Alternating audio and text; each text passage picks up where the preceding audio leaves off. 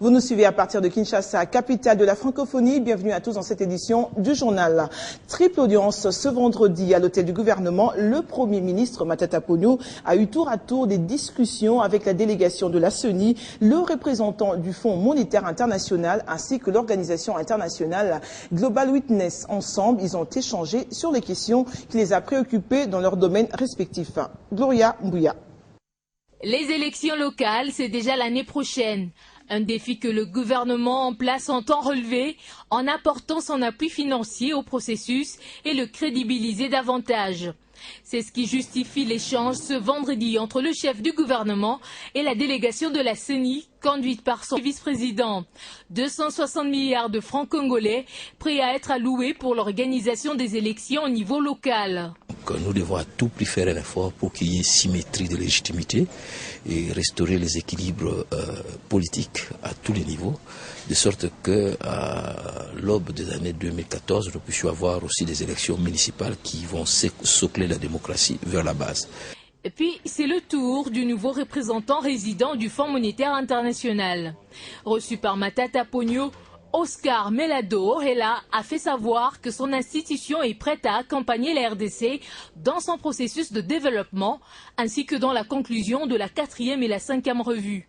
La triple audience a pris fin avec l'organisation internationale Global Witness.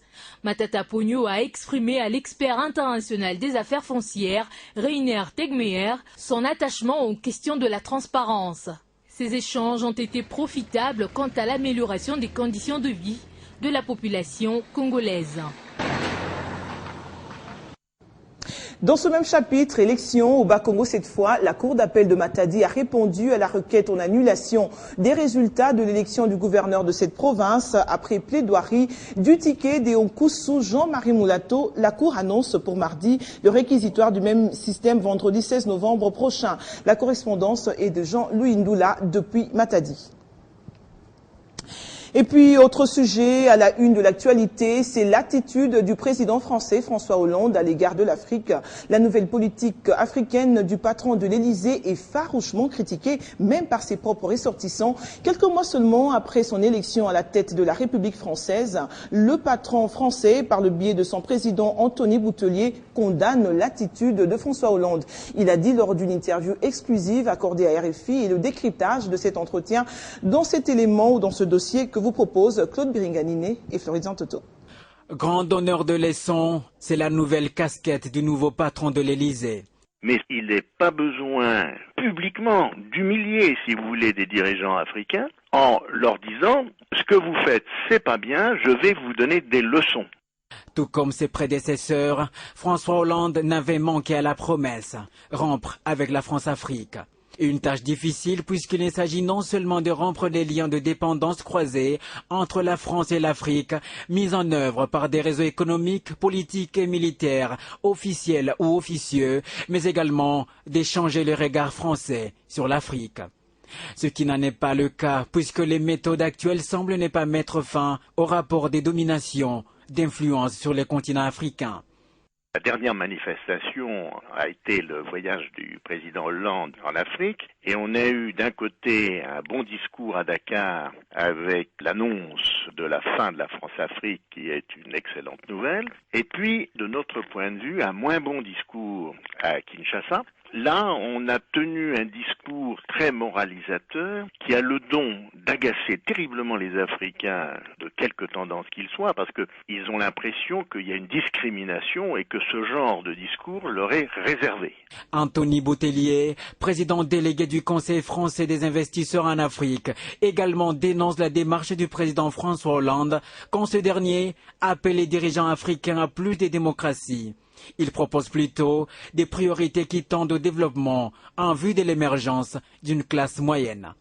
C'est un aspect dogmatique. On s'imagine qu'en affichant ses convictions démocratiques, on va faire avancer la cause du développement en Afrique. Quelques mois seulement après son investiture, François Hollande suscite plus d'attentisme auprès des Français. L'espoir s'estompe, erreur d'appréciation de la part du président français qui préfère s'envoler des responsables d'ONG en lieu et place des décideurs d'entreprise. Le chef du patronat français le regrette énormément. Je le regrette. Je crois qu'il y avait des représentants d'ONG. Alors il y a d'excellentes ONG de développement. Je pense, sans leur faire de la publicité au GRET ou à AgriSud par exemple. Mais là encore, c'est une erreur d'appréciation. C'est que le développement repose sur un moteur qui est connu, une administration forte et les entreprises créatrices de richesses. Le projet socialiste pour l'Afrique prend-il encore une profonde rénovation de la relation France-Afrique? Le changement annoncé verra-t-il le jour en Afrique? Les socialistes en ont-ils les moyens? Seules les attitudes du président François Hollande le détermineront.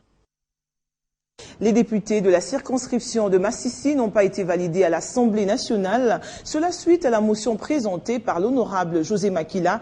Respectant la procédure, la commission PAJ devra se pencher en profondeur sur ce dossier dans les 7 jours. Suivez. À la Chambre basse du Parlement congolais, la majorité des députés a rejeté la validation de mandat de député de la circonscription électorale de Massissi dans le Nord Kivu.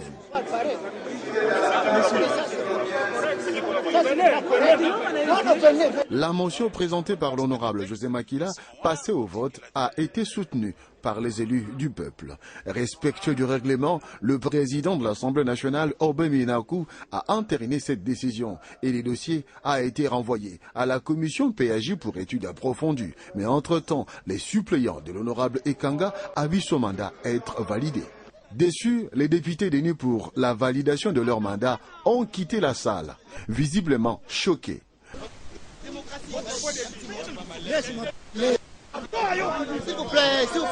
Rebroussant chemin, même accorder une interview était devenu difficile.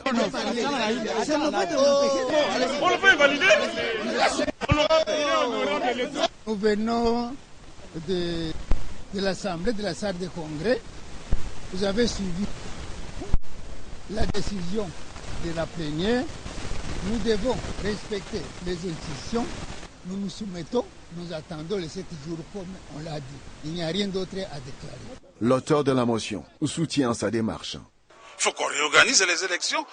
Il faut qu'on voit réellement les élus, ceux qui sont envoyés par cette population, venir les représenter ici pour défendre leurs intérêts. C'est tout à fait normal.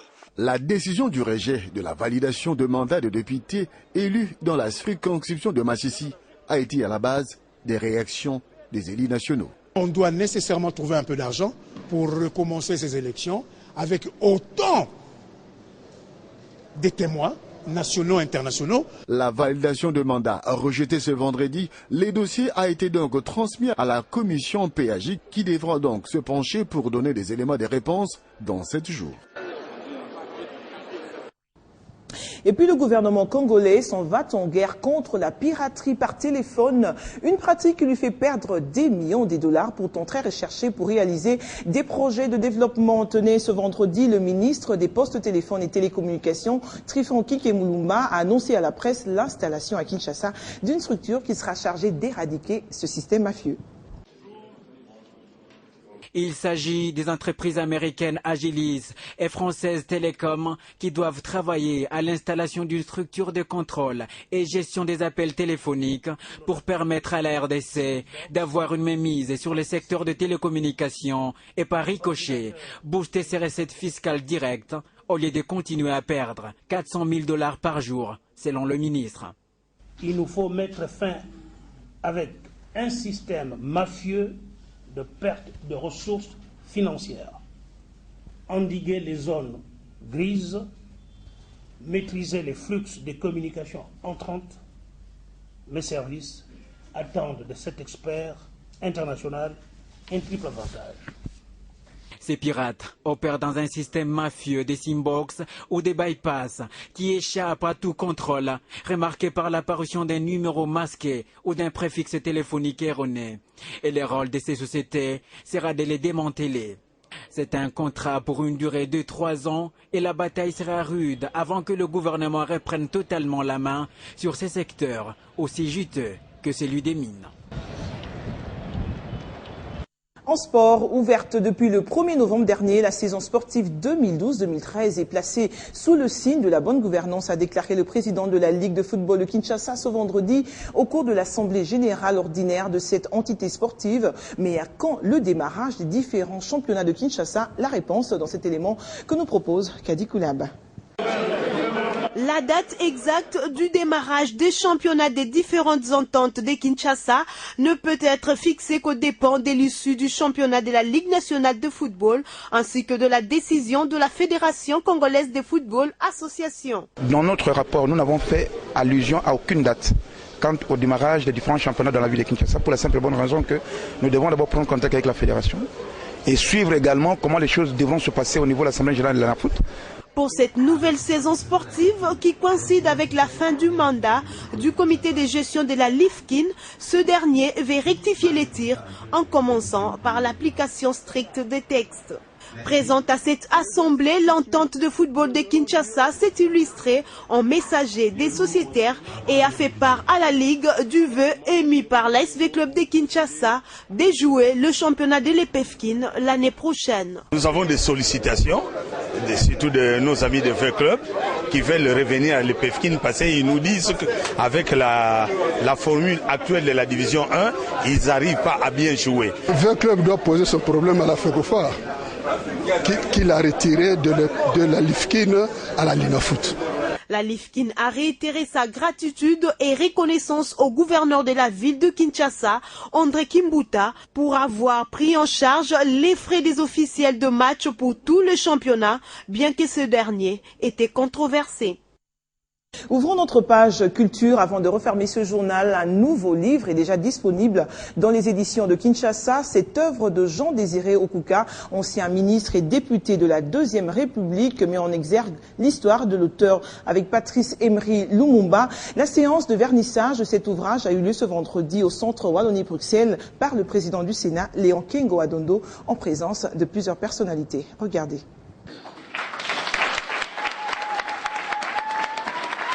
L'homme a préféré son histoire pour retracer un parcours assez extraordinaire. Le parcours d'un grand commis de l'État au service de son pays. L'intitulé de cet ouvrage de 114 pages qui a réuni plusieurs personnalités au centre Wallonie-Bruxelles pour son vernissage. Les relations controversées chez les Tétéla et le héros national Patrice Emery Lumumba, sa longévité, sa vitalité physique, voilà les motivations de l'auteur. Soldats, fonctionnaires, députés, sénateurs, ministre, j'ai voulu laisser des traces de mon parcours professionnel. J'ai voulu donner l'exemple aux générations futures. Soldat austère, 5 fois ministre et plusieurs fois député et sénateur, Jean-Désiré Okuka explique dans son livre des risques qu'il a courus à découvrir les explorateurs et navigateurs à partir du XVe siècle, mais aussi l'organisation et les fonctionnements de l'administration coloniale sur ses mérites. Voilà tant de valeurs qui ont attiré les épris du livre. C'est un livre très important qui retrace la vie d'un homme qui est parti de rien dans un coin le plus reculé de la République. Un homme qui a gravi par ses faits tout de l'échelle de la société.